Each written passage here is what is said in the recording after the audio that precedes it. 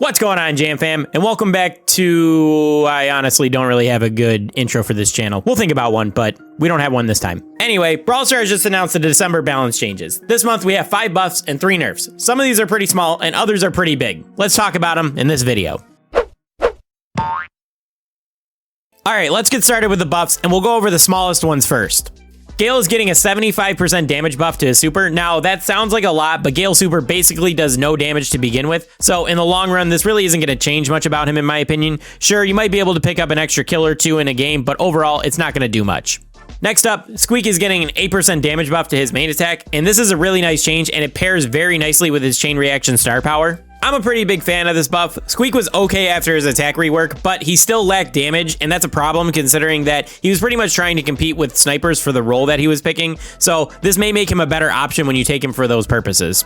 Next up, Carl's getting a 19% damage buff to his super, and this is a sizable buff for a brawler that has been struggling to keep up with the meta for a while, but it's got a pretty big issue. And that issue is that Carl simply has way too many counters to be effective in a lot of matches. There are so many stuns, slows, and knockbacks in this game that you really need to pay attention to at least one or more brawlers in pretty much every single match. So while Carl is one of my favorite brawlers and I'm happy to see him get a pretty chunky buff, I don't really think this is going to change his status in the meta overall until they give him some kind of way of playing around those knockbacks, whether it's a gear or a rework to one of his star powers or something like that. Alright, the first sizable buff in my opinion is that Primo is getting a supercharge rate decrease. He'll be able to fully charge his super in 4 less hits from his main attack, meaning it will only take 3 full ammo to fully charge his super. I don't think I'm too much of a fan of this change. We just saw over the summer how toxic a Primo meta actually can be, and the entire reason why he was meta was because he could cycle his supers so easily. And this change has the potential of bringing that back, especially when you consider that he gets supercharged from taking damage, and he also gets his super recharged when he lands on somebody. So honestly, if they felt like Primo needed a change, I think they should have addressed something else in his kit, not his super recharge. And the biggest buff in this balance change, I think, is going to be to Darryl. Now, Darryl's Steel Hoop star power is getting reworked, so it's made part of his base kit, and the star power is now going to give him a shield for 2 seconds after he uses his super. I like this change because Darryl's been pretty bad for a while, and I never really was a fan of the Steel Hoops rework when they changed it a very long time ago. I felt like the timing on the new Steel Hoops was way too tight to make it feel really useful, and I never really wanted to play with it. Now, I don't really think this is going to make Darryl meta by any means, but I do think he's going to feel a lot better to play, and it's a positive change for both of his star powers overall, so I'm a fan of this change, and it's probably my favorite one on the entire balance change list. Alright, now let's go over the nerfs. Smallest one first. Terra's support from Beyond Shadows are getting a 20% HP nerf. Now they'll have 800 HP instead of 1000. Honestly, I don't see what this nerf is supposed to accomplish. The brawlers that struggle taking out the shadows are still going to struggle to take them out because it's still going to take 3 shots to kill them anyway. So I'm looking at these balance changes and I'm thinking, who is this change supposed to help? Poco?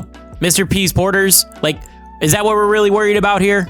All right, we're going to move on from that pointless change. And now Sandy is getting an increase to his supercharge rate. It's going to take him 7 ammo to fully charge his super now. This is a pretty big change in my opinion. Sandy has a pretty low reload speed, so making him use 2 full ammo bars and then still another shot to get a super makes it pretty difficult for him to cycle supers and get a lot of supers off in a match. But honestly, Sandy deserves it. He's been pretty good almost this entire year. We had the meta where he only took 5 shots to charge a super, and then he got his gadget that stuns people. So I think Sandy's had more than enough time to shine. It's time for him to take a nap. And then we got the last balance change, and that's to Lola's Shade. Now it's going to do 50% less damage when it's near her. There's going to be a circle at her feet that shows when the shade's too close, and it's being affected by this nerf.